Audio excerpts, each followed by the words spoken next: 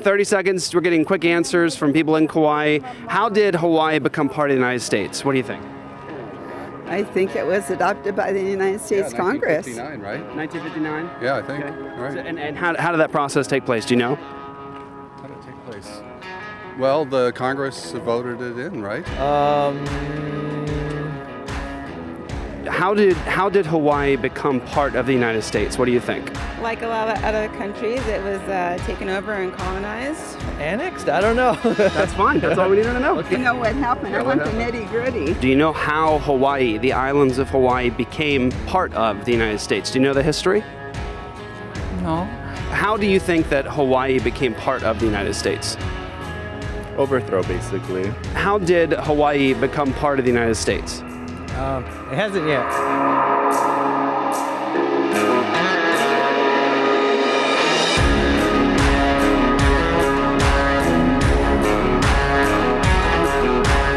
At the White House yesterday, President Clinton signed a formal letter of apology to the people of Hawaii. He was apologizing on behalf of the U.S. government for the government's involvement 100 years ago in removing the independent Hawaiian monarchy by force. Native Hawaiians represent nearly half of all those in prison and make up 30% of the homeless population. Now they are saying, enough.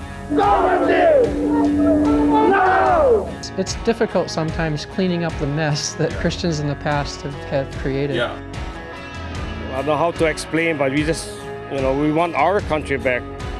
What America did was all wrong, all through threat of force and stealing their land literally with sign this or we kill everyone.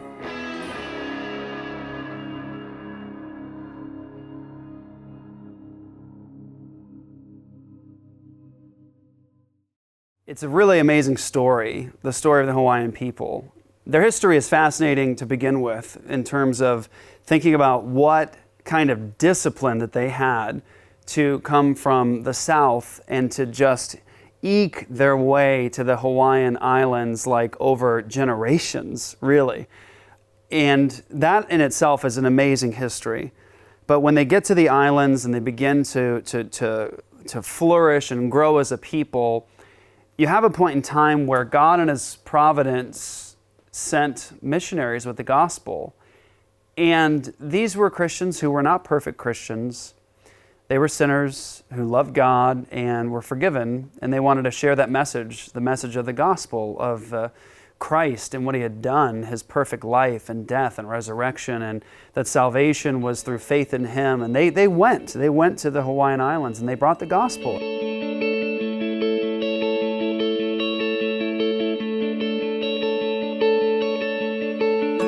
Well, my name is Daniel Fincham, and I'm a 36-year resident of Kauai. And about 2.5 years ago, I started this type of photography called wet plate Collodion photography, which was actually a process that was done back in the 1850s during the Civil War. I'd seen a documentary about Billy the Kid, and a few weeks later, I thought, man, I bet the people of Kauai would look amazing with that aesthetic. And so a year later, I was starting to pour my first plates and create images, and then as my skills developed, I started doing more like storytelling pieces with my subjects.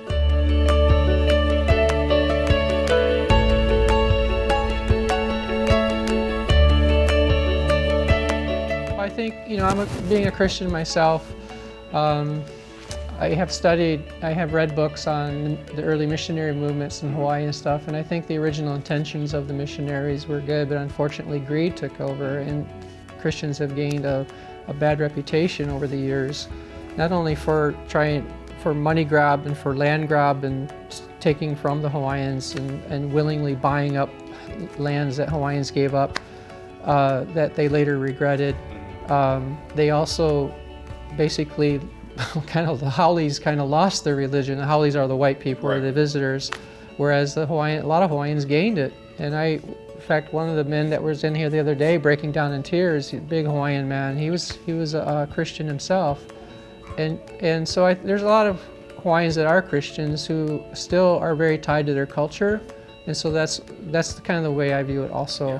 And I address that in some of my work, like Hawaiian History for Dummies. You can see that there's a picture in there called Exchange, where the little girl and the little boy have actually exchanged necklaces where the girl came to the shore with a crucifix on, but later on it's the Hawaiian that's wearing it. And it shows that the haole over time has lost their religion to a large degree. There's so much paganism here and lost people, and yet there's so many Hawaiians that have still maintaining their faith.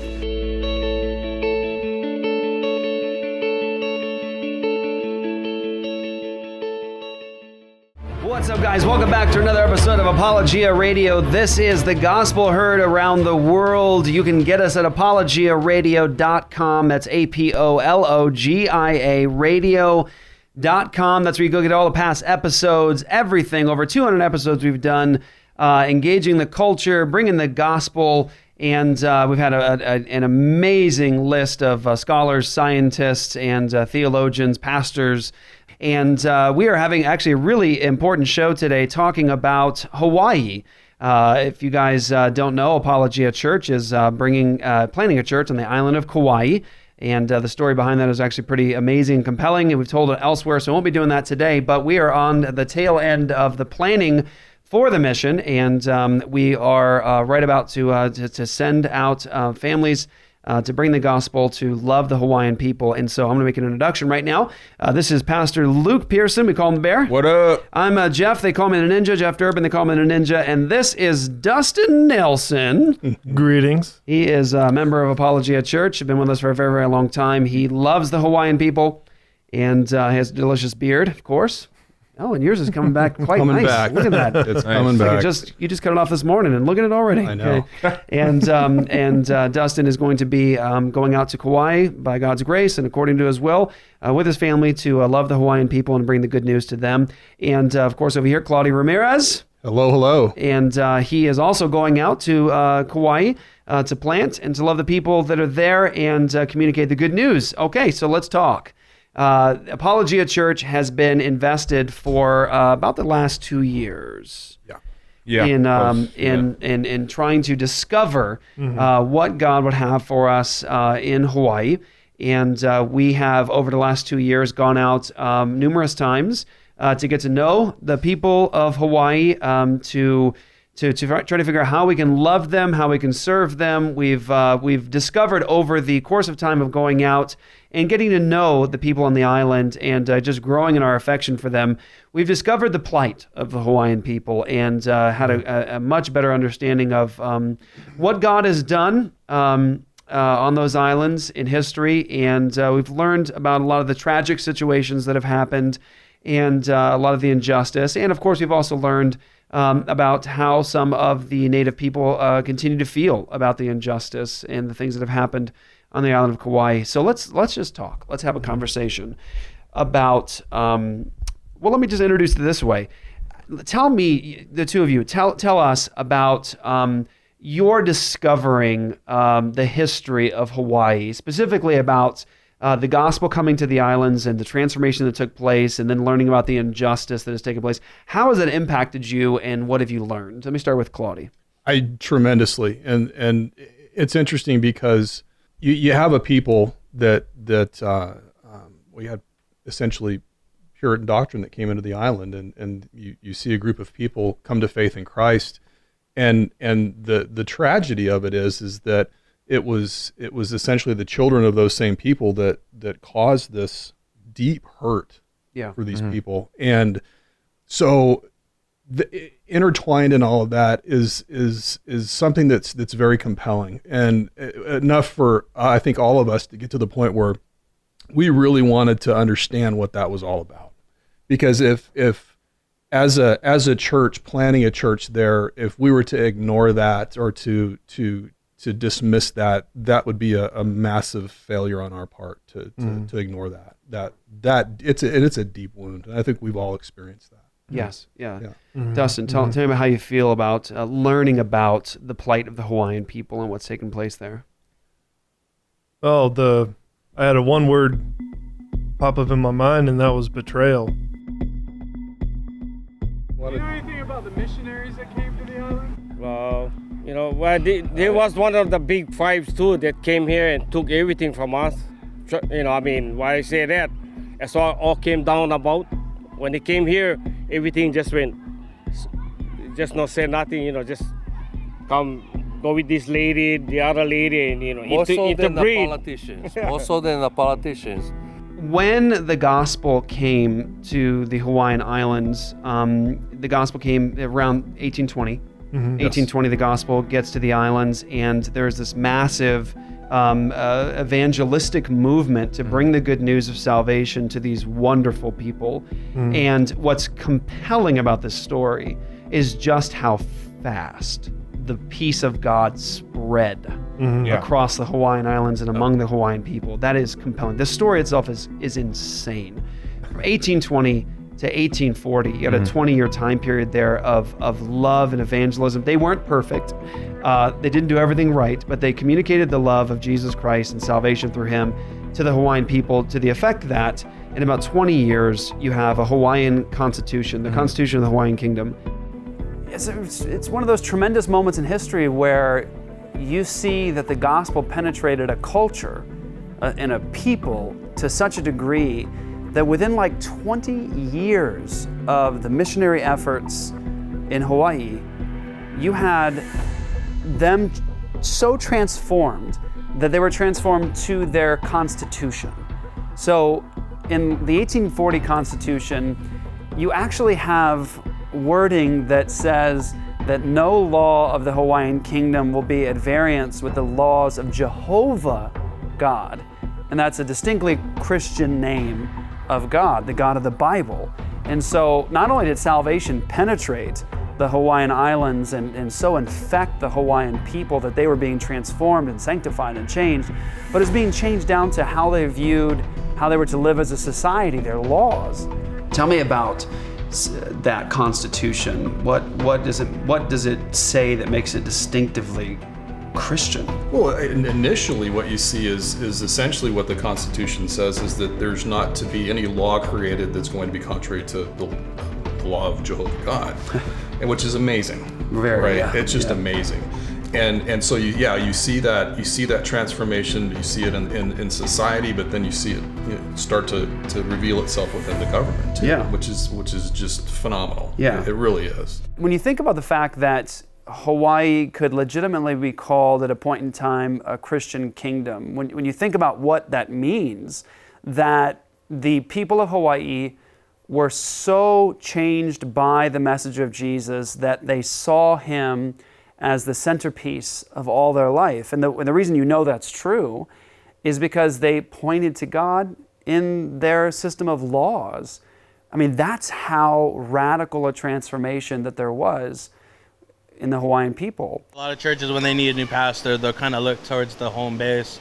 I'm like, hey, do you guys got anybody? And so they'll find like a pastor out there, or someone wants to come out and they'll stay for a few years and then they'll be gone. Like it's a scale, this repeating cycle that happens for some reason. Anyway, we had one and he was awesome. He was this young guy and he was great, super humble. He struggled, there's a lot of reasons why he struggled. Basically what came out, even though he didn't necessarily mean it that way, but what came out was like, now we're gonna worship, now we're gonna do what the Spirit is doing, and he didn't say that directly, but that was the message that was pretty much portrayed. And whether it was his youngness, or that's what he really thought, or I don't know, but not only did it cause great hurt, division, but it was deep hurt and offense. As you build a relationship and friendship and stay, you're gonna learn what that culture is. You've come a couple times or a few times and you got a small glimpse of the culture. You have the visiting culture. Right. Visiting Kauai and living on Kauai is pretty different. The initial intent of the missionaries is not to convert their culture, but to convert their hearts. Yes. And that's the difference. Yes, that's powerful. And that's powerful, a message that if you guys can bring, that would be awesome. Yeah. But my biggest advice for anybody coming to Hawaii is go slow. Yes. Yeah. Slow and steady wins the race here, not come in and just do it all, because they're going to view you just like all the others who've tried to take over. Yes. I think something specific that we have that we saw this last trip was our view of the law of God and desiring to understand what Hawaiians have been through, coming to them and understanding their deep hurts of what America, this supposed Christian nation, did to them, coming to them with understanding and, well, forgive us if you have any offense with us. I mean, unfortunately, just because of the way we look, those feelings come up in them because just how we look, bring those issues to the fore. And with the law of God, what America did was all wrong, all through threat of force and stealing their land literally with sign this or we kill everyone. My name is Kopa. I was born and raised right here in Hanapepe, Sopa. This is where I used to play as a little boy. Used to work in these salt patches, and I'm elected House of Nobles for the Isle of Kauai for the lawful Hawaiian government. Well, someone doesn't understand. I don't understand the history. What happened? Why did that take place? What happened? Well, history states that in 1880s, prior to that, there was a tariff. It's called the Treaty of Reciprocity, and that we could bring goods into the United States without being taxed. Right at probably the end of the 1880s, the United States put in a law to Congress that there wasn't accepted any foreign goods like sugar. Now all these people who came from the missionaries in the 1850s, they came over here and built all these plantations. Now they couldn't get the sugar out. For them to bring the sugar all the way up there and get taxed, they would lose all their money. So that was one of the primary motivation factors of them trying to, what they call an overthrow of our country. But it really, when you look at it, overthrow insinuates that the Hawaiians overthrew their own country. And that's why they always try to use that term.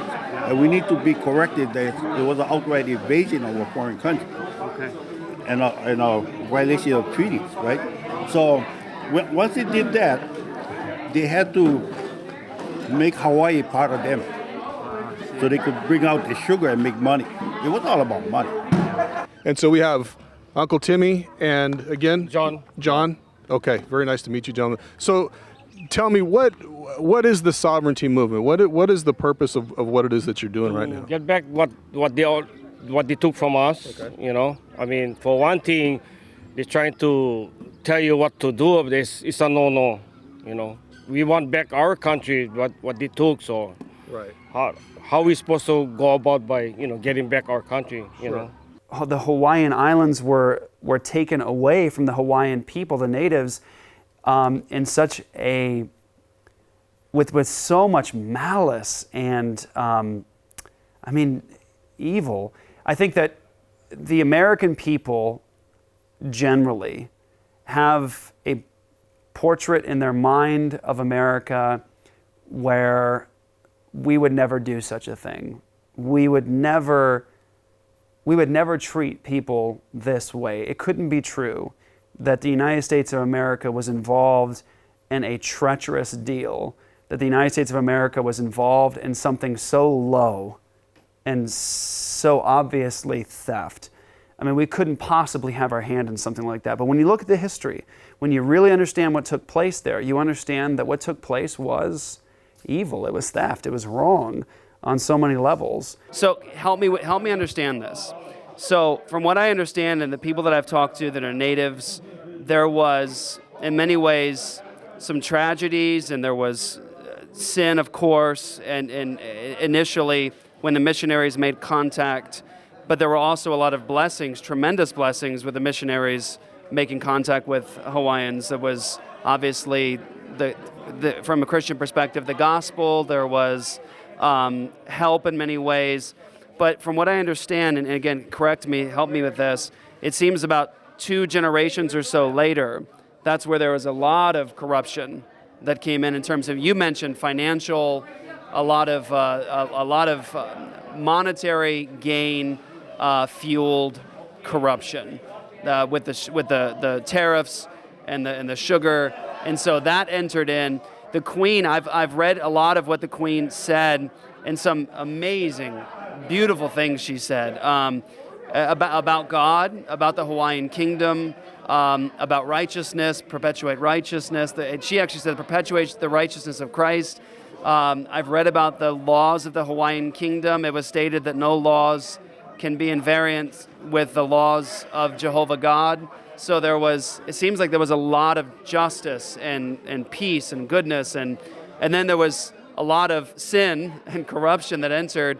But from my perspective, just listening and hearing your stories, it seems like after there was a hostile takeover, that there began to just be this pattern of injustice and oppression upon the natives and Hawaiian people for a long, long time until this day. Do I have the basic picture there, or am I missing anything? Well, it's true what you said about the missionaries. Their primary intent was there when they came. It came to educate the people on the gospel and to show them a better way. How does the sovereignty movement and the movement for independence, how do they feel about the Queen and the Hawaiian Kingdom then? How was the feeling about her and the laws of the Hawaiian Kingdom? Well, the laws of the Hawaiian Kingdom were not rescinded. So actually, these are the laws. These were the laws of Queen Liliuokalani. She was the last one, and everybody speaks about her with great respect. When the missionaries came in like 1820, a lot of people don't understand that the Hawaiian Kingdom didn't have a written language till 1830, And there are sovereignty movements that say that, this is us, but, the language is written by some white person from Boston, and they say, that's us. Yeah, go talk to your therapist or something. But the thing is that what happened with the missionaries, it brought the literacy in the Hawaiian Islands to 90-something%. Everybody could read.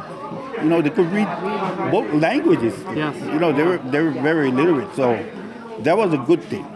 What they did at that time is still, the foundation of that still exists now. So time really begins to move, transformation still occurring, some glorious things. And so from like 1820 to the 1890s, Christianity and the gospel has really taken root in the Hawaiian Kingdom. Right. To the degree that the Queen of the Hawaiian Kingdom actually acknowledges Jesus as her Lord and Savior. Yes. She writes about Jesus. Yes. She writes songs about Jesus.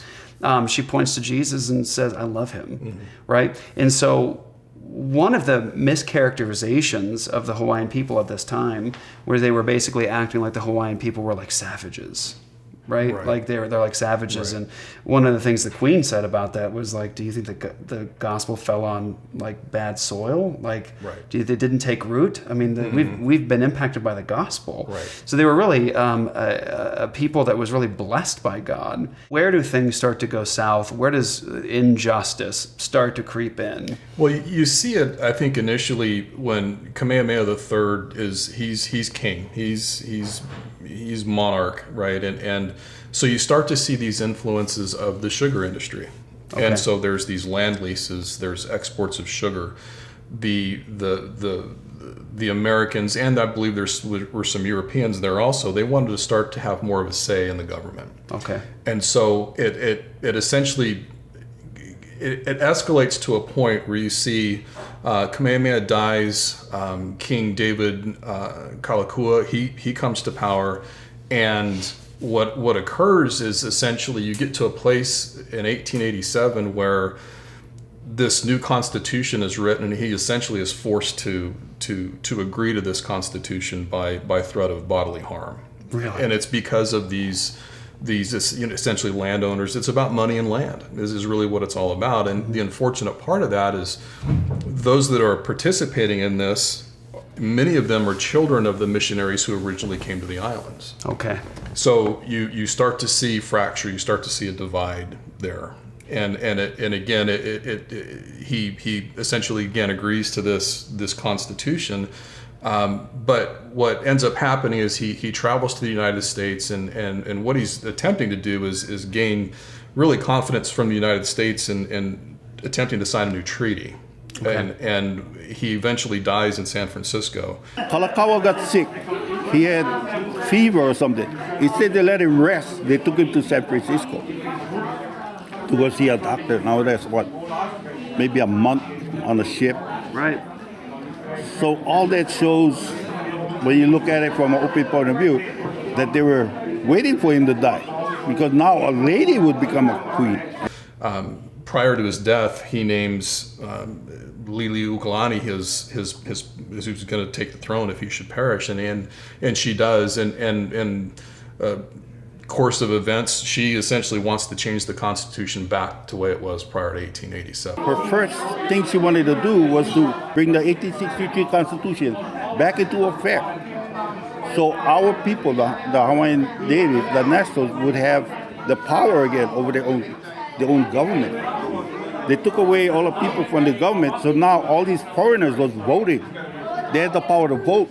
All the commoners couldn't vote.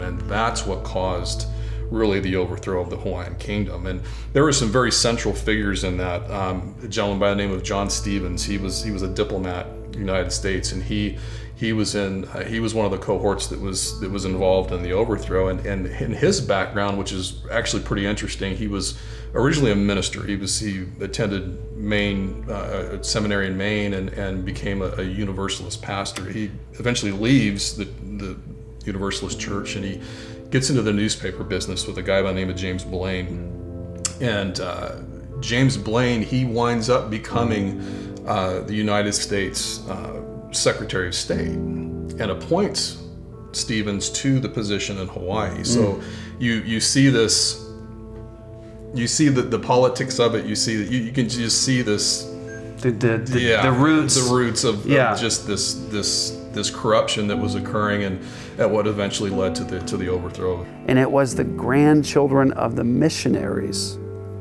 that were involved in this takeover of the Hawaiian Kingdom. They essentially captured the queen, and they told her to sign documents that would essentially hand the kingdom over. And I mean, in a short way of saying this, they, in a very hostile way, took over the Hawaiian Kingdom.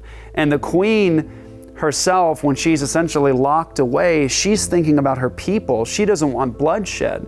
She has these United States Marines and this group that are essentially threatening her, that if you don't hand it over, there's going to be bloodshed. And so in order to stop bloodshed, she doesn't agree that this is okay.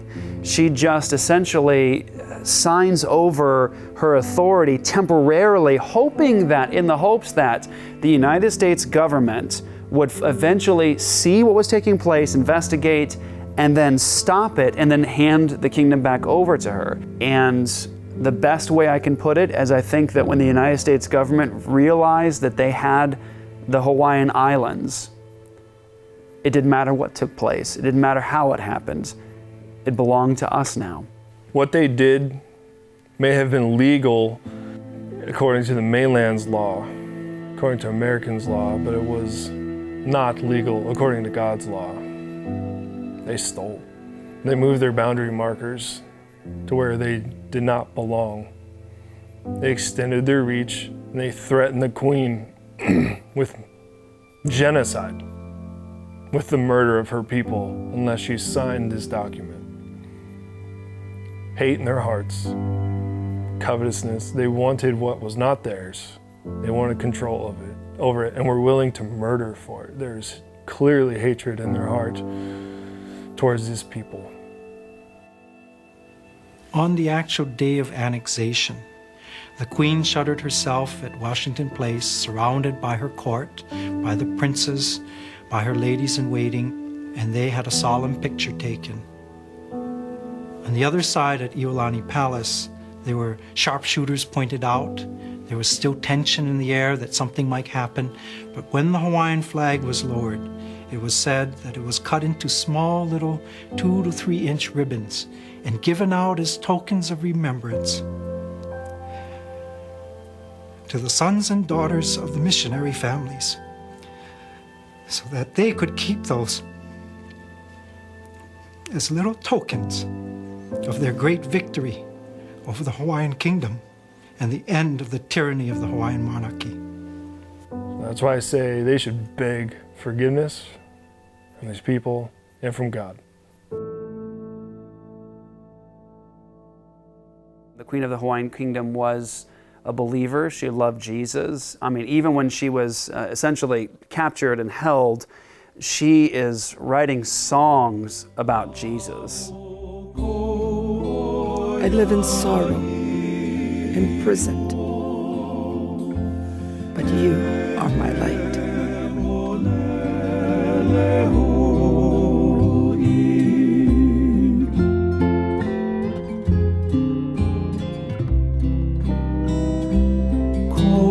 Your glory is my support.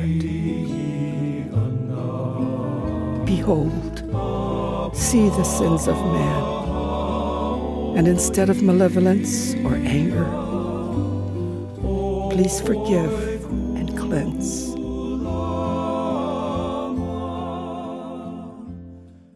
You got to admit, that's pretty amazing. In the midst of trial and difficulty, she's writing songs about Jesus. And she is such a Christian that she even says things like, the life of the land is perpetuated in the righteousness of Christ. Who says that? I mean, what modern leader says that sort of a thing? Who has said that sort of a thing in the last 200 years in the history of the world? What queen, what king has talked like that? Our hope is that Hawaii and the Hawaiian people would be healed through Jesus Christ. Yes. And that the laws of God would be actually there to protect the kingdom of Hawaii. Correct. That's our hope. Right. And to have a church that again, when you see that injustice occur, you have a church that's willing to engage the culture. Yes. Not step away from it and turn their back to it, but to be able to engage even politics and say, look, this is the law of God. This is who we are, and this is what we stand for. Right. It changes everything. We are waiting for the rest of the team to get here, and then we're gonna head out downtown Kapa'a, try to get a feel for what it's like to do open evangelism in Kapa'a, which is kind of the central hub of where we're gonna be at when we plan Apologia Kauai. So we're gonna check it out.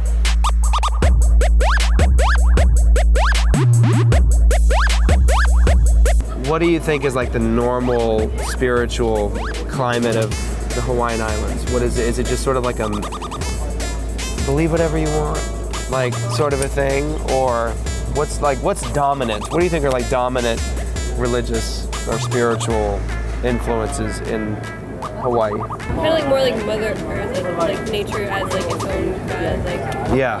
Yeah, kind of like spirits and stuff. Don't take anything. What do you mean, take something? What do you Because mean? if like you take like a rock or something, they're like, put that back. Like somebody's gonna harm you. Like, it doesn't like that. But Okay. we went out to the bike path. It's over there somewhere, and we met this one crazy German beach guy. His German. He had like a. His name is Neithard. Something like that. But we were talking to him. We were talking to him, and like one of the first things he said when Manu asked him if he believed in a religion, he said that he can't be a Christian, and he gave us 3 reasons why. He said he wasn't originally born with any type of sin, and then he said he has like the power to better himself, and then he said so therefore he doesn't need a savior. Do Christians in Oahu and Kauai, do they go out a lot to like actually get That's like more relational ministry. Oh, that's what I was at. I was wondering. Yeah. Not a lot of outreach. Okay. Yeah. So make friends. Yeah. Over time, talk stories, but no, you don't see a lot of like going out and walking up to a random person and be like, hey, Yeah, no. what are you about? Like, let's talk about Jesus, nothing like that. That's what I want to do. That's it, yeah. It takes longer to learn the culture. And so I would strongly recommend like just taking it slow and building relationships and meeting other pastors and making friends as best you can. You know, asking those pastors to set you up with like 1 or 2 families and just having dinner at their place if they would let you, you know, like if they would welcome you somehow, and just learning and growing and having conversations like these, and you know, and just coming in with humility and learning. We were told that like Waimea and Western Waimea on the south side of the island, like there's a lot of natives there and they don't necessarily take too kindly to a lot of haoles. There's still a lot of angst and difficulty, and you know, I understand in many ways why. So, but those are our people. We love those people. We want to get to know them. We want to serve them. We want to love them. So we went down to the south side of the island, where we were told like that's not the best place for you to go. When Marcus and I showed up to the beach, that we were told, that we've been told numerous times not to go to because there are rough people down there. There's rough characters down there.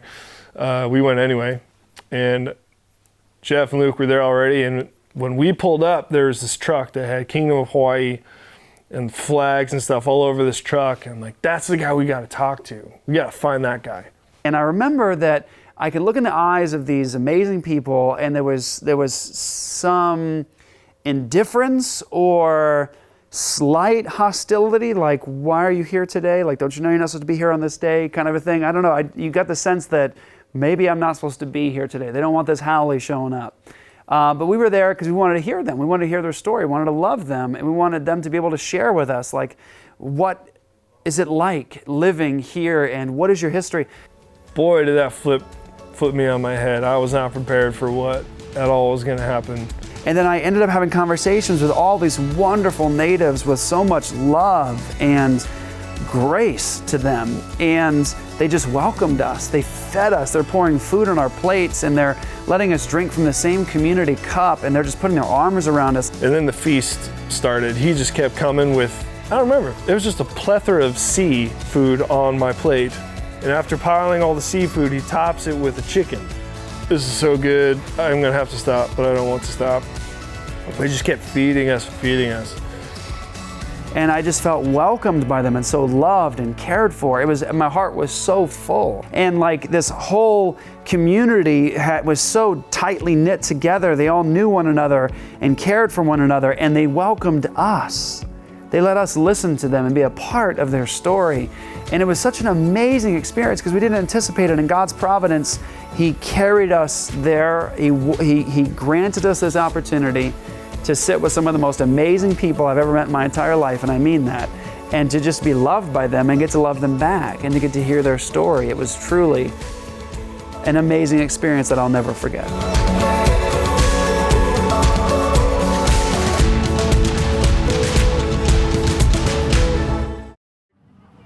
What would you tell someone who's coming to start a church in Kauai?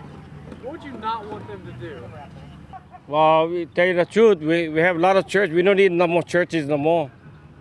Yeah. like we need golf course. We don't need no more golf course here too. I mean, you know. Salvation to the islands would bring a lot of healing. It would bring forgiveness towards each other. Everyone needs to be forgiven, because as we have been forgiven much, we can forgive much. Forgiveness? We want them to know Jesus, and justice. We want justice for the Hawaiian people.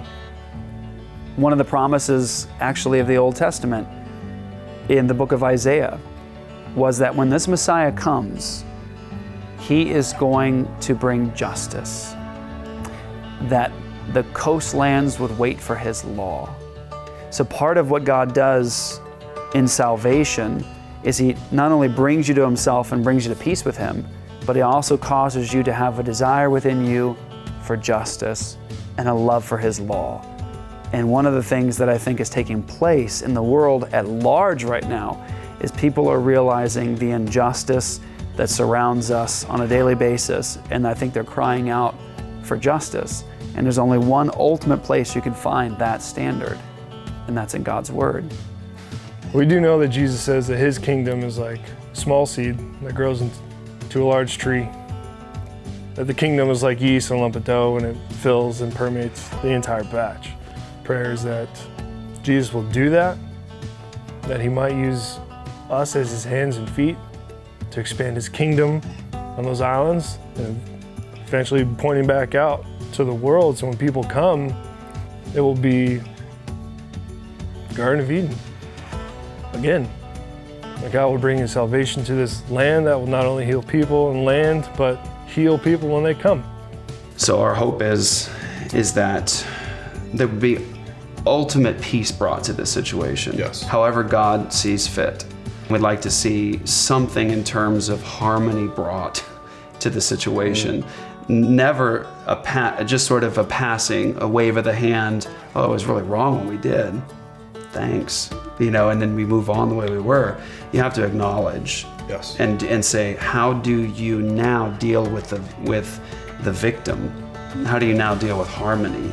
And that's something I think we're going to explore as we move forward. Sure. But in the end, our hope is no matter what takes place, no matter what injustice, no matter what evil, that the people of Hawaii would know Jesus Christ as Savior and as Lord and experience his peace. Amen. That's the goal.